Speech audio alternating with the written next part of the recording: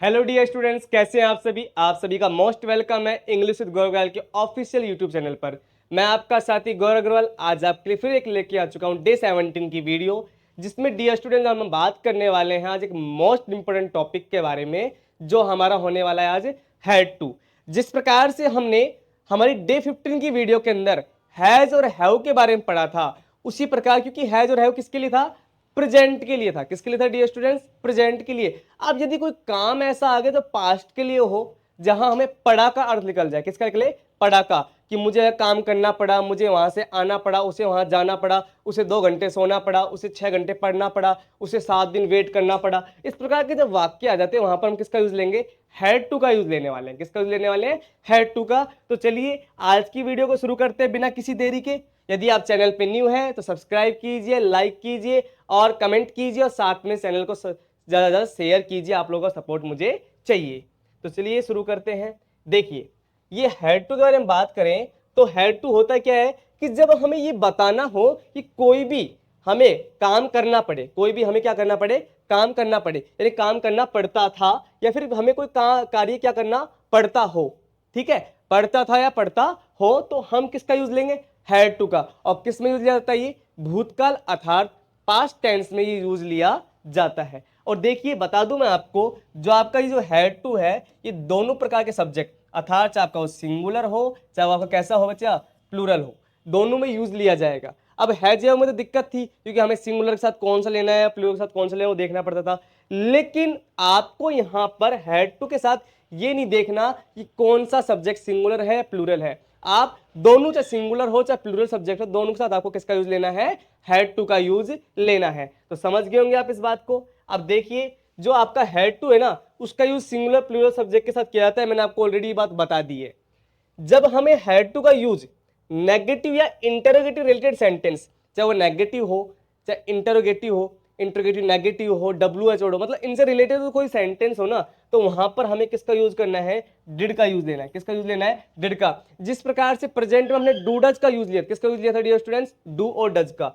जिस प्रकार से हमने प्रेजेंट टेंस के अंदर, प्रेजेंट टेंस से रिलेटेड जो सेंटेंस थे उसमें किसका यूज लिया था हमने? डू और डज का लिया था ना। उसी प्रकार अब ये पास्ट में क्या हो जाएगा? डिड हो जाएगा। क्या हो जाएगा डियर स्टूडेंट्स? ये पास्ट में आपका क्या बन जाएगा? डिड बन जाएगा। आपको डिड का यूज लेना होगा। ठीक है, आगे देखते हैं। अब सबसे पहले बात करते हैं अफर्मेटिव सेंटेंस के स्ट्रक्चर के बारे में, कि साधारण वाक्य क्या होते हैं। आप सब जानते हैं सिंपल सेंटेंस क्या होते हैं, तो उसका स्ट्रक्चर समझ लेते हैं। छोटा सा है। सबसे पहले आपको लेना है सब्जेक्ट।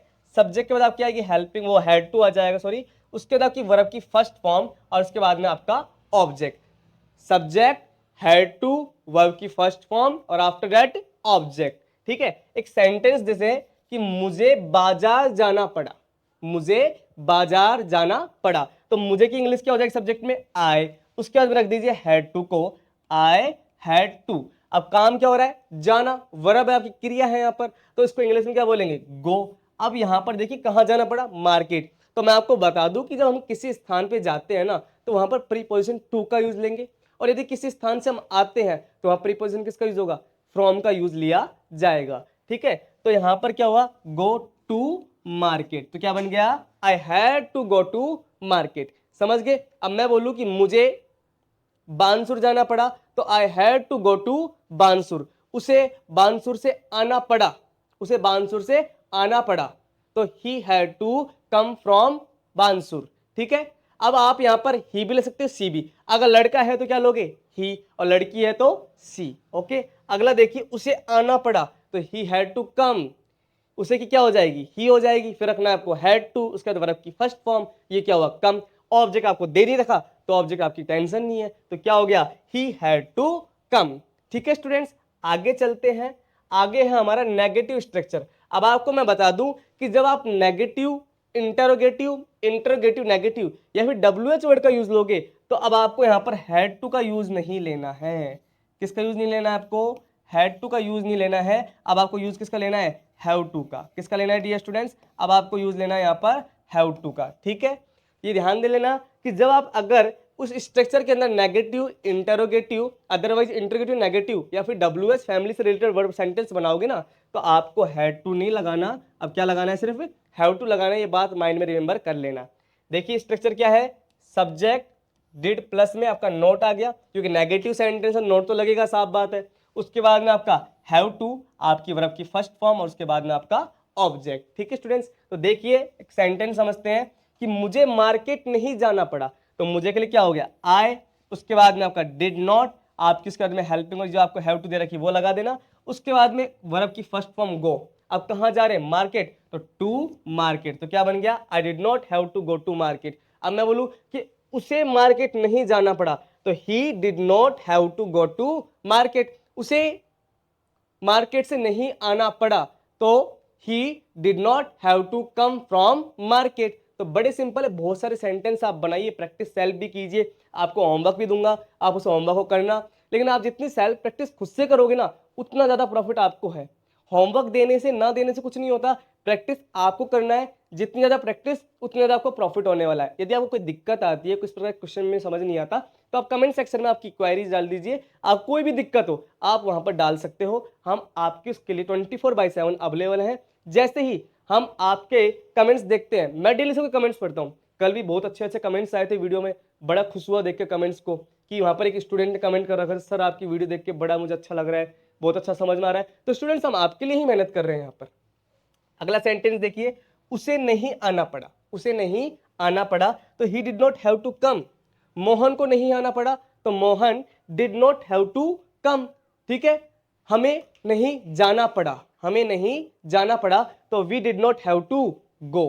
तो बड़े सिंपल सेंटेंस की तरह, बड़े ही सिंपल है, बड़े सिंपल वे में समझा रहा हूं आपको, कोई दिक्कत की बात ही नहीं है कि कोई दिक्कत आएगी, बस आपको प्रैक्टिस करना है, मेन फोकस करना है इजीली।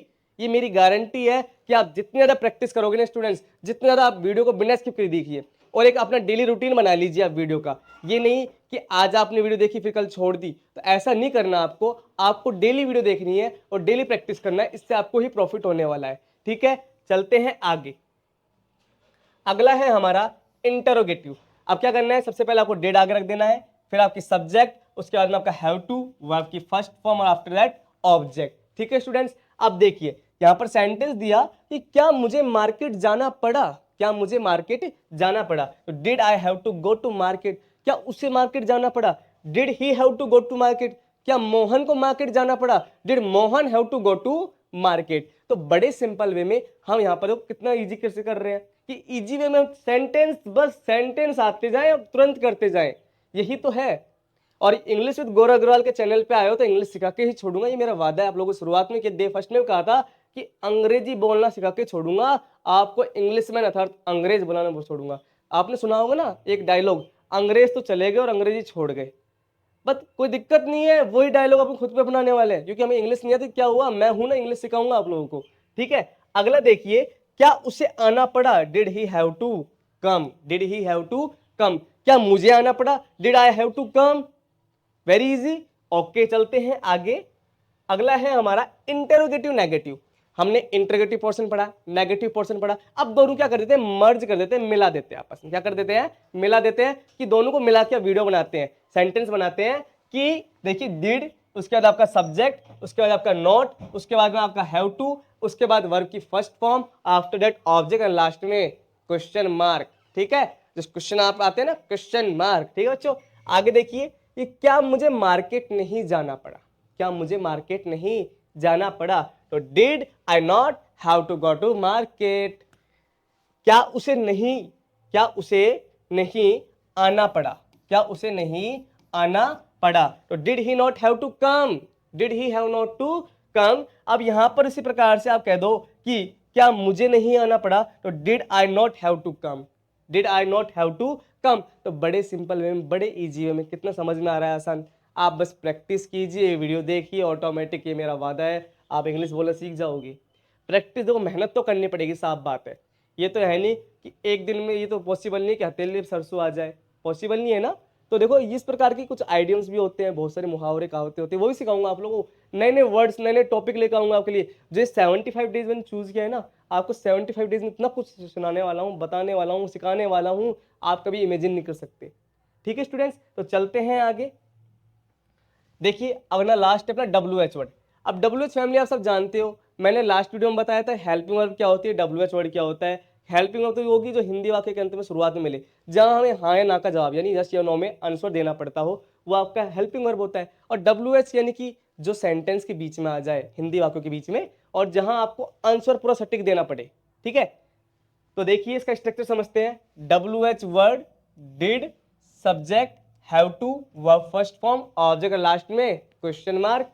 अगर इसको मुझे नेगेटिव में करना हो ना तो कुछ नहीं करना, बस हैव टू से पहले क्या रख दो, नॉट रख दो। क्या रख दो, हैव टू से पहले नॉट रख दीजिए, आपका स्ट्रक्चर तैयार हो जाएगा। हमें स्ट्रक्चर रटना नहीं है, समझना है, माइंड में फिट करना है। वो कैसे होगा, प्रैक्टिस से, खुद से प्रैक्टिस कीजिए। आपको एक तरीका बताता हूँ, मिरर के सामने खड़े होकर बात कीजिए, अगर कॉन्फिडेंस लेवल इंक्रीज होगा। लोग इसे पागलपंती समझेंगे, घर में पागलपंती से क्या पागलपंती कर रहे हैं, वो एक दो दिन की बात है, लेकिन ऑटोमेटिक आप देखना खुद में आप में चेंजेस आने लग जाएंगे बहुत सारे। ठीक है, सेंटेंस देखिए, मुझे मार्केट कब जाना पड़ा, when did I have to go to market. अब मैं कहूँ कि मुझे मार्केट कब नहीं जाना पड़ा, तो when did I not have to go to market. तो देखिए आज की वीडियो केवल इतनी सी, छोटे छोटे टॉपिक लेकर आ रहा हूँ, छोटी छोटी वीडियो लेकर आ रहा हूँ। आप लोगों का लंबा टाइम नहीं ले रहा बिल्कुल भी।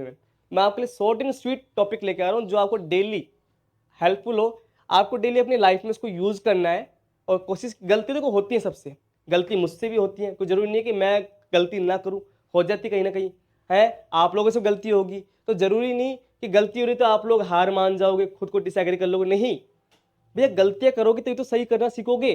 प्रैक्टिस मेक्स मैन परफेक्ट, जितनी ज्यादा प्रैक्टिस उतनी ज्यादा परफेक्ट हो जाओगे आप। ठीक है, तो आपके लिए एक छोटा सा मेरी तरफ से होमवर्क है, ये आपको करना है। और इस होमवर्क को आपको क्या करना है, करने के बाद में आपको मुझे ये कमेंट सेक्शन में डालना है आपको कि आपने जो वर्क किया, ये आपको मैंने 8 सेंटेंस दिए हैं।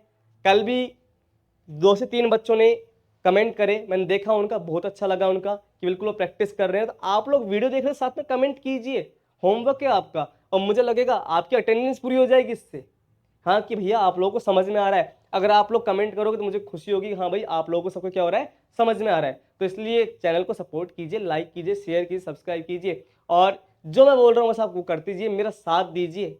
ठीक है, मैं आपका सारथी हूँ, मैं आपको नैया पार, आपकी जो नैया है इंग्लिश की, वो पार करा के ही छोड़ूंगा, ये मेरा वादा है। ठीक है स्टूडेंट्स, तो आज के लिए इतना ही, मिलते हैं कल डे 18 की वीडियो में, जिसमें हम बात करेंगे एक नए टॉपिक के साथ में। तब तक के लिए खुश रहिए, be happy, keep smiling on your face, और जय हिंद, जय भारत।